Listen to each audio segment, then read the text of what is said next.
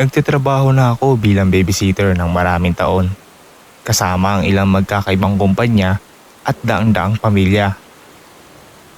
Ito ay isa na namang trabaho lang noong Huwebes ng gabi. Nagmaneho ako papunta sa bahay nila at dumating ng eksaktong oras at nakilala ko ang mga magulang. May date night daw sila sa downtown at mawala ng 5 o hanggang 6 na oras. Alas 6:30 na ng gabi, kaya medyo late ang trabahong ito. Ipinakilala nila sa akin ng kanilang anak na si Jay at 10 taong gulang na siya. Madaldal siya at mukhang natuwa na kasama ako.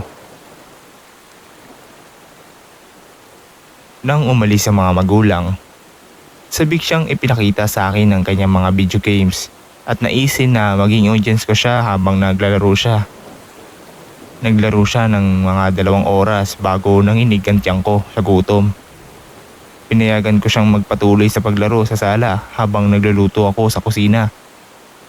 Mga 5 minuto lang siguro ang ginugol ko sa pag-init ng pagkain. Pero bigla, nang bumalik ako, iba na si Jay. Hindi na siya nagsasalitan at mukhang nahihiya na talaga. Sinubukan kong makipag-usap ngunit halos hindi na siya sumasagot. Wala akong ideya kung ano ang nangyari. Tinanong ko siya kung ayos lang ba siya, pero umiling lang siya. Ayaw ko masyadong istorbohin siya tungkol doon, kaya nagkunwari lang akong maayos ang lahat at pinanood ko siyang maglaro pa. Pagdating ng 9:30 ng gabi, sinabi ko sa kanya na oras na ng tulog at sinigurado kong nagpahanda na siya. Kahit ganoon, kakaiba pa rin ang ugali niya. Iniiwasan ako at sinusubukang ipagpaliban ng tulog hanggat maaari. Sa wakas, bago mag-alas 10 ng gabi, natulog na siya sa kama. Buwaba ako at umupo sa sofa. Pinapaulit-ulit ko sa isip ko kung buong gabi. Iniisip kung ano ang dapat naging mali, pero wala naman talaga akong ginawang pagkakamali. Iniwan ko siyang mag-isa ng ilang minuto habang nag-aayos ng pagkain. At para bang nag-flip ang switch habang nag-iisip ako sa sopa. Narinig ko si Jay sa itaas. Naglalakad sa hallway at binuksan ang pinto. Dali-dali akong umakyat para tignan kung ano ang ginagawa niya, pero wala siya sa hallway. Binuksan ko ang pinto ng kwarto niya at nandoon siya. Nakaupo sa kama, gaya ng iniwan ko sa kanya. "Anong ginagawa mo, Jay?" Tanong ko ng mahinahon. Mukhang takot siya sa akin. Nang wala pa rin siyang sinasagot, napagpasyaan ko na palampasin na lang at lumabas na. Pero sabi niya na kailangan niyang gumamit ng banyo. Ganoon, pinayagan ko siyang magpunta sa banyo sa kabilang pasilyo. Habang naandun siya, tumingin ako sa kwarto niya. Tila ordinaryong silid ng isang 10 taong gulang na batang lalaki. Nang papalabas na ako, may napansin ako sa gilid ng mata ko. Tumingin ako at nakita ko ang isang mata ng isang tao nakatingin pabalik sa akin mula sa siwang ng pinto ng closet.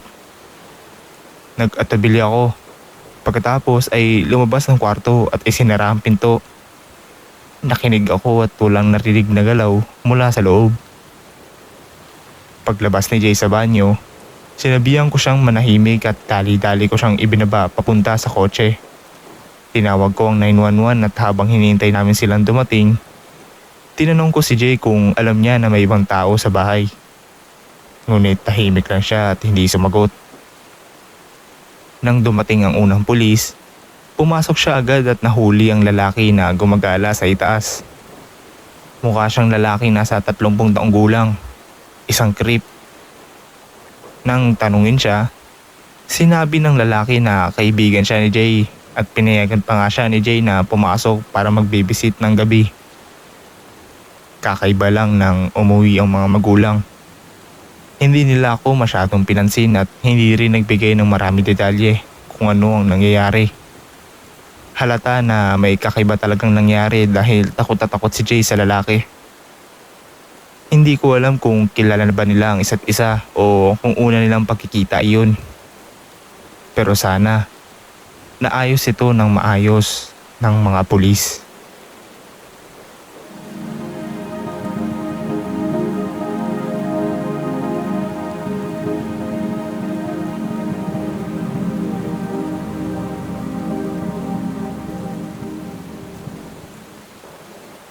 Kumuha ako ng babysitter para sa 6 na taong gulang kong anak.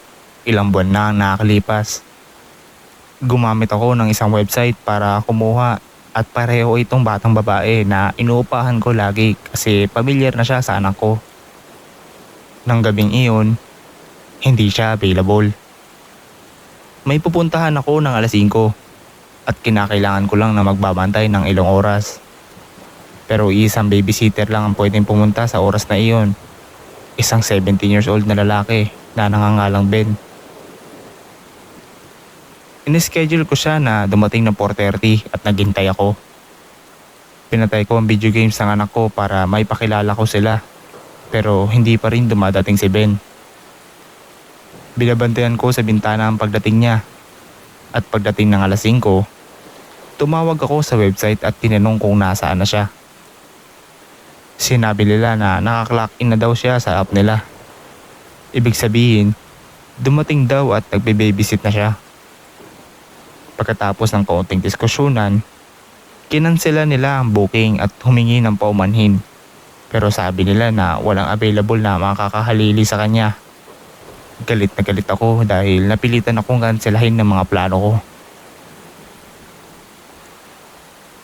Sa alas 6, nagluto ako ng pagkain para sa anak ko at ako at nagsimula kaming manood ng palabas. Sa gitna ng episode, may kumatok sa pintuan. Pinatigil ko muna ang palabas at tumingin sa peephole.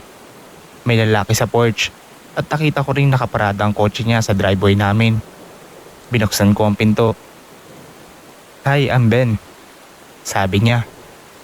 Binigyan ko siya ng tingin na parang, "Seryoso ka ba? Late ka na ng higit 2 oras.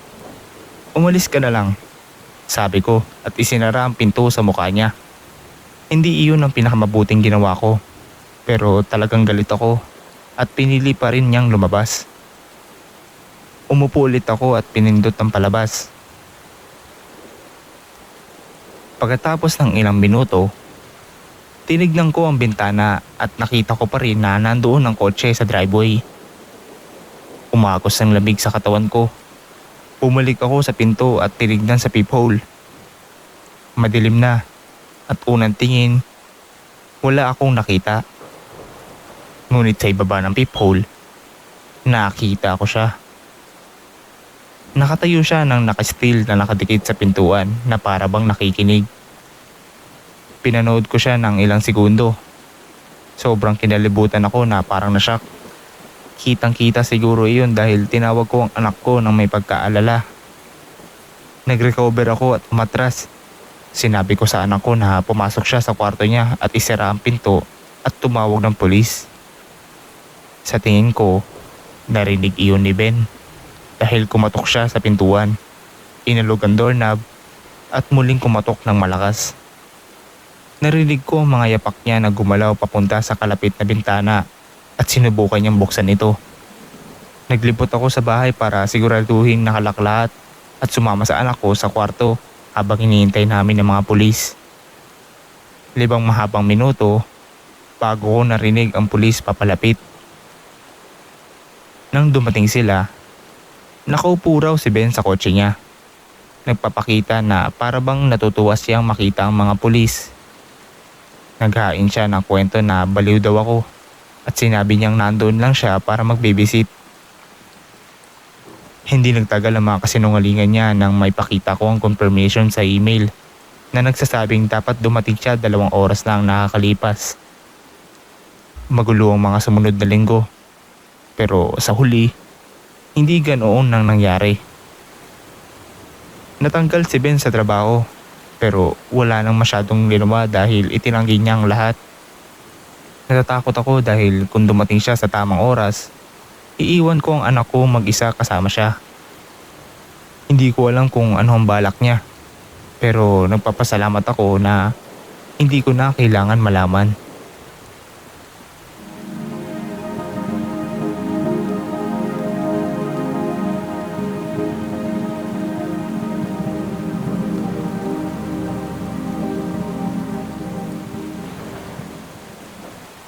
Nang ako ay mag 16 years old, pinilit ako ng mga magulang kong magtrabaho. Ganoon sila katigas. At pinilit din nila ang kuya ko nang mag 16 siya. Nagtatrabaho siya bilang cashier sa isang tech shop, pero ayaw ko talagang gawin na yun. Ang tanging nakakagaw ng atensyon ko ay ang pagiging babysitter. May mga nakakabatang pinsan ako na gusto kong kasama, kaya iniisip kong hindi naman siguro masama. May isang kumpanya sa bayan namin na in-applyan ko at pagkatapos ng maikling interview, inopera nila ako ng posisyon. Hindi ito pangkaraniwang proseso ng pagkuha o ganoon lang ang pakiramdam ko nang makuha ako. Kumuha sila ng mga litrato ko at pinupunan ng bio ko. Tapos inilagay nila ako sa website nila bilang babysitter. Naghintay ako ng ilang linggo at wala pa rin nag-book sa akin. Sinabi ng mga magulang ko na maging patient ako, pero naghanap pa rin ako ng ibang trabaho. Hanggang sa isang araw, nakatanggap ako ng notification. May nag-book na sa akin para sa buong gabi at umaga. Ibig sabihin, kailangan kong manatili doon ng gabi at magbantay pa sa umaga. Sabado iyon, kaya wala akong pasok. Pero kakaiba sa akin nang magpalipas ng gabi sa ibang bahay. Dumating ako sa bahay sa nakaschedule na oras na alas 10 ng gabi. Sinalubong ako sa pintuan ng tatay. Isang mas matandang lalaki, siguro mga late 50s. At sinabi niya ang 4 na babae ang anak niya. Dinala niya ako sa kusina at pinaupo sa mesa at nag-usap kami ng siguro 25 minutes. Tinanong niya ako tungkol sa sarili ko. Hindi ko alam kung normal ba ito para sa mga magulang kapag kumuha ng mga babysitter. Pero sinunod ko na lang.